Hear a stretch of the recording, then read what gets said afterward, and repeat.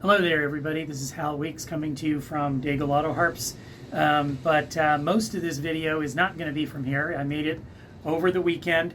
Last week, I interviewed Alice Rose, who is of Instagram and TikTok fame. She's got some presence here on YouTube as well, but she has brought her contemporary offerings to the Autoharp world as of late. And I was real interested to meet her and to talk to her, and I had a great time. And she says she did too. This is Stalking the Wild Autoharp interview edition. Let's take it away. Alice Rose, welcome to Stalking the Wild Autoharp. Thank you. Thank you so much for having me. Well, it's fun to finally meet you and to be able to introduce you to my portion of the Autoharp community, whoever they are, wherever they are, and just find out a little bit more about what you're doing and your own connection to this weird little instrument that we all play. Yeah. So welcome. Well, thank you so much. I'm excited. Okay, so first of all, I want people to know where you are doing your thing that you do. Okay. I am on TikTok and my handle is Vintage Alice Rose. And I'm also on Instagram, which is also Vintage Alice Rose. And I try to post, like every few weeks, and I'm recording things at my house. And I play guitar as well. And I sing with both instruments. And then I also kind of write music for the Autoharp, which usually doesn't have any lyrics, and have been kind of progressing in that over the last, I guess, about 4 years now. So instrumentals, Yes, instrumentals. Thank you. instrumental Yes. tunes. Okay. Yep. And I have noticed that you have um, put forth publications to the Autoharp community. Tell us about that. I started a website about a year and a half ago, and I'm a graphic designer by trade. And so I run several websites and have done websites for clients for many years. And I found that when I was trying to kind of interpret pop songs or popular songs for Autoharp, a lot of times when you just get chords off of guitar websites, they leave out kind of the chords that go in the middle so that you can actually play melody. Mhm. And I found myself kind of transcribing the songs for myself anyway. And I figured that I should just put them out for people. And I do charge a little fee. They're $1.99 a piece. But I also post quite a few freebies on autoharpmusic.co is the site. And so I'm changing those out all the time. And I have a subscriber list now that's slowly growing with a lot of folks that are playing Autoharp, playing chromatic and diatonic and all sorts of different kinds of Autoharps. And I usually send out a notice when I post a free a piece of music. So Mhm. if you come to my site and you sign up for the list, then you'll get notifications when there's a free piece of music for you. Cool. Okay, so is it um, are you using something like MuseScore to write out the music, or are you doing it by hand, or what are you doing?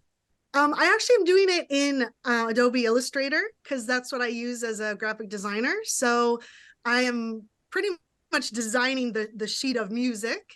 And for a while, I was really just doing, especially with a lot of the Christmas stuff that I was transcribing about a year ago, I started doing that. It was really just like the lyrics paired with the chords per syllable so that you Excellent. could Okay. play per syllable, wherever that kind of aligned in the melody. But recently, I kind of shifted gears a little bit because I started to post some jigs and like the Irish washerwoman and the swallowtail jig Hmm. and Turkey in the Straw and things like that. And I found it was really just easier for me if I had a melody line on the treble clef. And so people that download some of the newer jigs, and I try to put that in the description so people can really see it. You really can pair it with the notes, which if you read music, it's a little bit easier, but you don't have to be able to read music in order to use the music that I'm posting for Autoharp. Cool. So I've really enjoyed it. It's like so fun for me because I see people kind of coming through the site, and I have like stat trackers and stuff. And I see people from all over the world looking for Autoharp music and coming to my site and writing me little notes. I actually just got a note today from somebody in Detroit, wanting to know, where to go. And people are always asking kind of questions. So I just love it. It's like really fun. So do people make requests? They do make requests. I've had a few requests. And the one stipulation that I do run into is that I'm only transcribing pieces that are in the public domain in terms of copyright. So a lot of the Christmas music, especially, I feel so bad because there are some really good Christmas songs, but they're still under copyright. So I'm not able to actually put that in my repertoire, even though I might be playing those at my house. I can't really post those online. Mm-hmm. So if people do have a request, I'm happy to look it up in the Library of Congress to see if it is under, public domain, and to see if I can actually transcribe it for folks. So if people do have requests, they can totally ask me. Do you know about the Harry Fox agency? I don't know. Harry Fox is the online shopping cart. When you have recorded a contemporary song and you want to pay for X number of copies under copyright to be produced, you go there and you type in the name of the song and the artist who's recorded it, and boom, up it comes, and tells you who copyrighted it and when. And so then you can calculate when it's going to be public domain. And then you can go, I want 100 copies. Oh, okay. And here's my credit card. Oh yeah, here's my credit card. And then they just take your money and you never see it again. And then you are authorized to produce 100 copies. It's the whole copyright thing is such a nightmare. It is a nightmare for sure. But people have the right to make money off of their stuff for as long as their progeny lives. Your kids, your immediate family is supposed to be able to reap the benefits of your creativity for their entire life. So that's why it's like, what is it, 75 years after the death? It's 70 years. I actually know a little bit more about it than most people because I used to teach a little bit of copyright law as a professor. So I don't want to go near it. I don't want to get sued. But there's some like really good documentaries that I totally would share with folks if they're interested in copyright law, especially people that kind of mix music together and they're sampling songs, and how that's been really tricky, and different, large music operations will go after people that are sampling popular music. So I'm very weary of crossing that line because I don't want to get sued. Well, and this is the reason why you can't find contemporary material arranged for the Autoharp. Oh, for sure. Yeah. And by the time that it does come out, it's not going to be contemporary anymore. Yeah.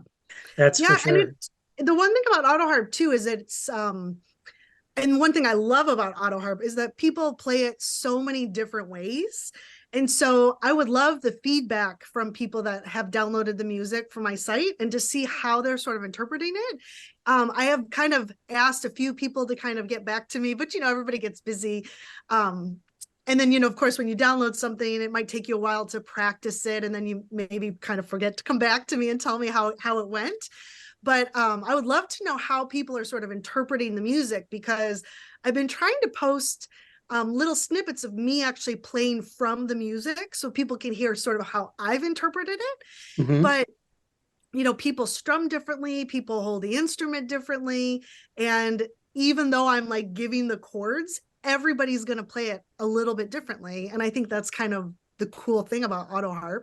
But I would love to hear how people are sort of interpreting the music so that I can get better too, and put out the music that really will help people. Okay, I teach Autoharp a lot to a lot of different people in a lot of different musical backgrounds. And Autoharp is an instrument that lots and lots of folks come to, that they expect and somewhat demand that it be easier to play than, say, piano or guitar, so that they can get on with it and get to making music in a shorter period of time. Well, one of the reasons I actually came to Autoharp was because I've played guitar since I was about 12. And to be very honest with you, I am not a very good guitarist. And for years, I've tried to really master bar chords, but my fingers are very small and have no strength in them whatsoever. So I was always really kind of a bad guitarist. I can play chords fine, but I'm not a very good guitarist. And what I really was sort of longing for was to have an instrument that was able to accompany me while I was singing. And so I kind of came to Autoharp late in life, but I was introduced to it when I was in second grade. So, I mean, it really stuck with me. There was a music teacher. I literally can remember the room and everything. And she had this beautiful instrument. She brought it in and we were all allowed to like strum it for like 5 seconds, but fast forward, many years later, and I was like, oh, the Autoharp, I want to play the Autoharp. But the funny thing is about Autoharp is that, and I've had conversations with other folks in the community about this, which is people come to it like as an easy instrument, but it's like guitar can be an easy instrument, but then there's like guitarists, you know what I mean? Like people that really master the instrument. And there's people that master the Autoharp and can play the Autoharp in a way that other people might not be playing it. So the versatility of the instrument, I just love it because it's like an underdog. And I love that underdog status so that people kind of think, oh, Autoharp, and that word auto, like it's going to play itself.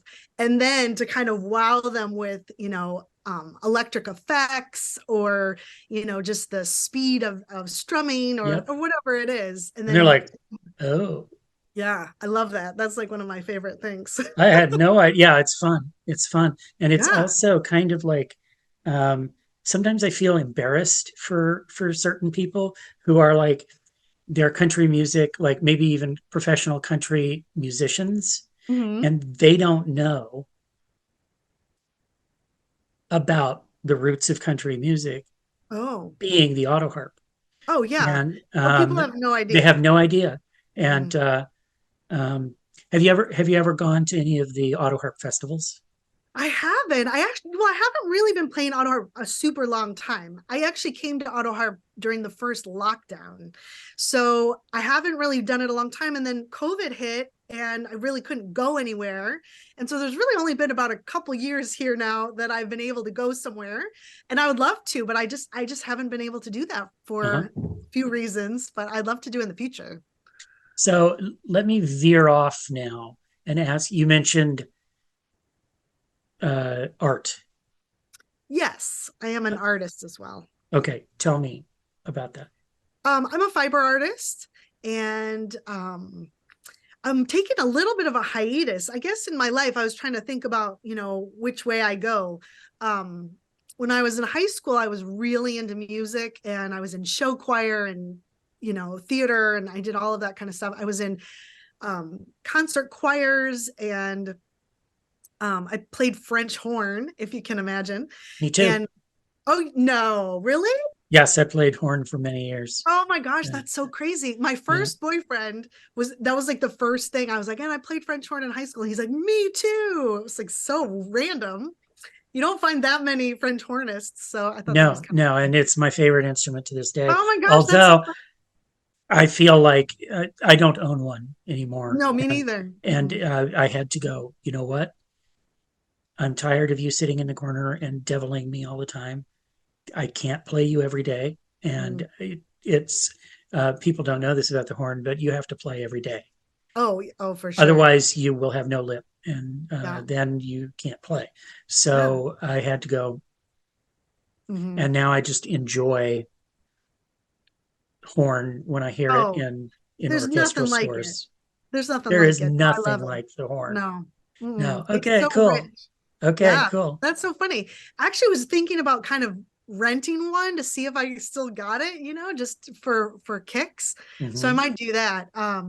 But through high school, I was really just into music, and then when I went to college, I took a painting class with a professor who I only had for one semester, but then 25 years later ran into her and other people knew her. It was like such a like a full circle kind of thing. But I had her for a painting class, and she sort of like was one of those classes where you're just kind of like, whoa, this is what I've been waiting for, to express myself. And so I kind of left music for a while and then got into art in college. And then after college, I went and got my master's degree in photography, and was teaching at the university that I got my MFA at. And that was until like the beginning of last year. And I transitioned into day trading, if you can imagine. Turns out that if you got a spicy neurodivergent brain that can pick out patterns, that you're sometimes pretty good at picking stocks. So right now I'm actually kind of obsessed with day trading, and that's what I do full time. And then the Autoharp stuff is a little bit of a hobby, and is such a great break from looking at numbers all day, and then get to kind of shift gears and do web stuff, which I still really enjoy, and transcribe music, and then post online and interact with other people in the community. So I kind of been shifting back and forth between art and music sort of my whole life. So do you have like a daily ritual that helps you keep the auto harp balanced in with everything else that you have going on? I don't know if it's like super regimented, but I definitely try to play at least every other day.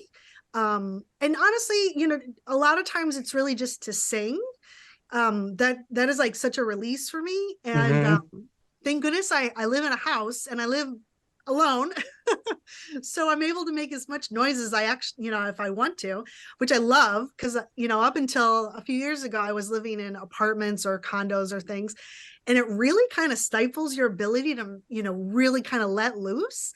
And now that I'm in a house, I can turn my amp up as loud as I want, within reason, of course, and have really been able to kind of venture into the electric auto harp, more so than acoustic. So I'm Hmm. really enjoying that. And you put that like if folks have not heard electric auto harp, you Mhm. should go listen to Alice Rose online because she's got all these videos and she's got it, chorus.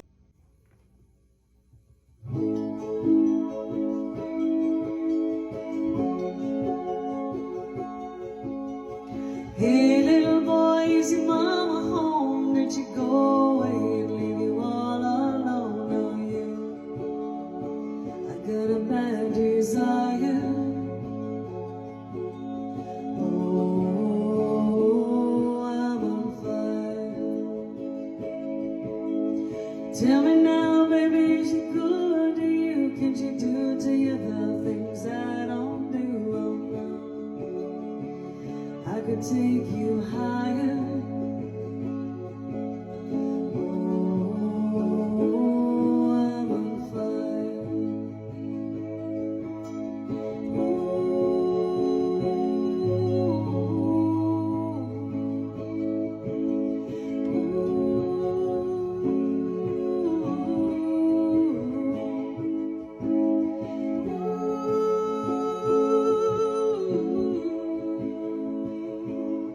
It's like someone took a knife, baby, edging and all over a 6-foot valley through the middle of my skull. And I wake up in my sheets soaking wet and a fainting running through the middle of my head. Only you can cool my desire. Oh, I'm on fire. Oh, I'm on fire.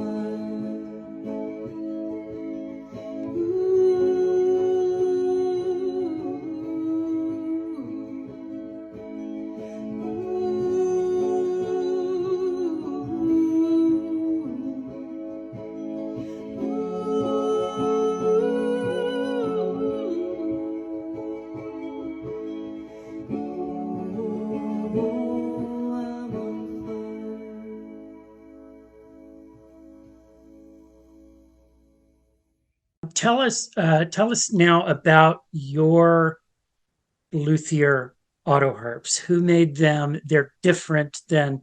Pull one up. Tell us about those. Yeah. So these, I have 3 of them, and they were all made by Tom Fladmark. Here, let me see if I can pull it down a little bit so you can see it. He just does superb work, and he's just such a delight to work with. He's just such a nice person. And one thing about being an artist is I'm a little bit particular. I like to say particular and not like, aggressive or annoying, but I'm very particular, and I did really know what I wanted. I really enjoyed those remakes of those, the Oscar Schmidt, the black ones. The reissues, The reissues, thank you. Mm-hmm. I like the look of that. And when I first came to Tom, who I came through Joanne Smith. Okay. And I found her online because, when you're just starting out, the first thing you do is you go to YouTube and you try to find videos. Mm-hmm. So I found Joanne Smith, and I found some of yours too, which I remember specifically watching some of them about strumming, mm-hmm. and learning like the different types of strumming. But when I heard Joanne, she blew me out of the water. I mean, nobody plays like Joanne. I haven't really found anybody that's really playing like her. Mm-hmm. And that was just like, blew my mind, because it made it into something to strive for sure. Mm-hmm. And I definitely cannot play like her, although I have, in kind of trying to have sort of developed, I think, a little bit of my own technique. Mm-hmm. And part of the reason I've been able to do that are the modifications that I've been able to do on the luthier model with Tom, and kind of developed this look. Mm-hmm. There were really specific things that I kind of wanted, and he was just so awesome to work with. I remember, this is probably about 4 years ago, he had sent me one just to kind of play around with. Like, it was his custom one. I think it was like, I forget what those are called, but they're diatonic sort of, but there's 3. And I know Joanne will know. She tells. Okay. I think they call them camper harps or jamming harps. Oh, maybe. Campfire harps. Yeah. She had a funny name for it. G, D, and A. Oh yeah. Well, it was a 3 key. Uh-huh. And that was like the first thing I'd ever played other than the Oscar Schmidt that I had bought. Mm-hmm. So when he sent it to me and I opened it up, it's like, whoa. And the sound is so much louder and it's richer. And then, mm-hmm. And then I was hooked. That was it. No coming back from that. And I really liked the sound of his instruments. And I went through a lot of different videos and different recordings and things. And I would close my eyes and try to figure out which recording I thought sounded the most like what I wanted to sound like. Mm-hmm. And it was always a Fladmark for me. So those are the only ones I've ever played.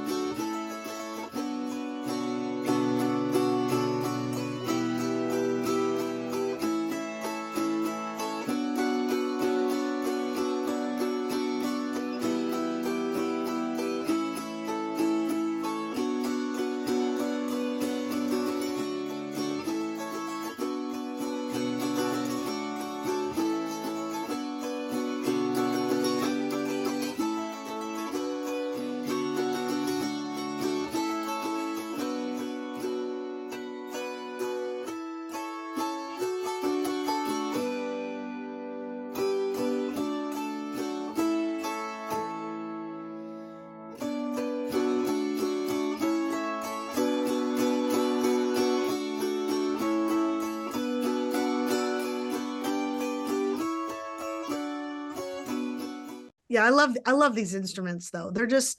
They're amazing. And I felt like kind of a little bit bad for Tom a little bit, because I really always kind of had envisioned playing these as electric instruments, but they're so nice as acoustic instruments. I just don't really play, well, I can play acoustic, of course, but I really kind of prefer playing electric. So some of the modifications that I made sort of override the acousticness of them. Like I really wanted to have those lute holes, like the fancy lute holes, which really do kind of impede the sound of the acoustic sound. And so I felt kind of bad because I know that Tom didn't really want to put those in there. But that was like my addition because I thought they were really pretty. And I knew Well, that I and was if you're going to probably, play electric, yeah, then exactly. yeah, I get it. Yeah.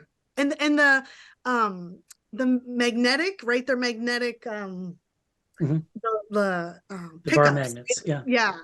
That was like game changer, because before, I had the ones that stick on and they're not very good, but to have it actually all built into the instrument, it makes it completely a completely different instrument, like so top notch, Have you seen the woman on YouTube who's the harpist, who her whole thing is pedals? She Oh, plays her no. harp through pedals, and she's There's a got couple of 3 them. different pickups in her harp. And Oh. she has, probably by now, she's got all these companies who make the boutique pedals, and they're sending her their pedals to showcase on Whoa. her channel. And she's got so many that they're coming out of her ears, and she has regular like giveaways and Oh, stuff wow. like this. But Well, a what pedal she's able company, to do is if a amazing. pedal company would like to sponsor me, it really is a job. Like content creation is so much more than sometimes people think it is. I think they think it's like fun, and it is, but you've got to be consistent about it. You got to be, you have some skills in order to edit and like do that kind of technical stuff. It's a lot of work sometimes. Plus, I you're give doing it some all by people yourself. credit. Yeah. And it's a Usually. kind of an isolating, it's kind of an isolating thing where you're kind of just like on your phone or whatever you're doing and you're by yourself. Yeah, for sure. But the funny thing is, kind of curating my material and being able to really mix it and make it sound really nice for TikTok or Instagram is kind of enough for me. Like I do want to play with people, but obviously the drive isn't so strong because I get some of that interaction online. So it's not like I'm just playing in a vacuum and I don't really interact with people. That's one nice thing about TikTok and Instagram, is that you get some feedback and a little bit of validation. If you've worked hard on something and people like it, like that's always really exciting. Well, and when you actually get out to one of these festivals, you're going to find out, oh, I want community. Yeah. I want to be like, because it's not even so much about, I mean, I'm pretty sure that you could perform at these festivals. Your voice is really good. You're doing something really unique with the harp. I think they would definitely be interested. But it's the friendships that you make and Yeah. the jamming around the campfire Oh, I love it. that you That's do, cool. and um, showing you things and trying all the different Autoharps and learning all the different tunes, and it's awesome. And that's the real substance of folk music. Is it's folks. Yeah. And there's nothing like it. Yeah. So And storytelling and camaraderie. Oh, I love that. exactly. Yeah. And Oh, then getting thank to you. see them again, like each year Yeah. when you go and you like make connections with people. Yeah. And it's pretty awesome. Well, and that's one thing that I really enjoyed with the Facebook group that Joanne started, the Autoharp. I think she started that, right? Yeah. And it's grown and grown. The camaraderie in there, where if somebody's having an issue with something, and then everybody kind of like streams through the comments, everybody has something to say about it. I kind of love that, but that kind of community is really fun. But I did have a question for you, actually. It wasn't actually anything that I had ever really thought about until I did have a conversation with Joanne about it. And when she sees this, she's gonna be like, "Did we have that many conversations?" But it really stuck with me, which is that I guess what your experience is with folks who are a little bit resistant to electrifying the auto harp. Have you run into that? Yes, I'd say it's more of an East Coast thing than a West Coast thing, because there Oh. is a line of tradition, let's say, about and this is going away these days more and more. But 20 years ago, there was a very sort of like uh, left coast, right coast kind of thing, and the Oh, right okay. coast was very much standing for um, traditional music, Mm. hence acoustic. Mm-hmm. Um, and the left coast, California, et cetera, was very into, hey, let's do some Beatles, let's do some, Mm-hmm. and that is sort of evaporating these days, Mm-hmm. I would say. Okay. And so being an instrument that is originally born from tradition, and you'll Mm-hmm. find this with other instruments too, like let's say banjo. Mm. You know, there's purists and Yeah. there's folk um, preservationists, let's say, who are very, very much about preserving the old sound, the old style, old timey music. They play old time music. They play, whatever it is, and Mm-hmm. that's great, and that needs to be continued. But then there are um, you know who Billy Strings is? I don't know. Oh, Should I? yeah. Well, he's not an autoharpist, but you go Oh, check out Billy Strings. okay. Um, uh, he's a sort of a modern bluegrasser who is Mm. doing it psychedelic style. Oh, really? Yeah, Mm. and Well, jam yeah. band style, and Okay. um, so he's taking the tradition and Mm. he's merging it into something else that involves other styles and Mm. more modern electronica and everything like that, Mm. along with the reverence for tradition that he's got. And then there's Oh, other okay. people who are doing, they play in punk bands, Mm. the auto I harp. want to see I want to see a punk auto harp. Like that would be super cool. Yeah, I think yeah. so. Yeah, but it really does remind me of, in the 60s when they go from acoustic guitar to electric guitar and people are being booed off the stage because it's, what is this Mhm. crazy electric guitar thing? Right. Kind of reminds me of that. And I'm with you. I think maybe in a few years it'll become a lot more commonplace and nobody will really care. Well, and hence what I said. I don't know if I said that in this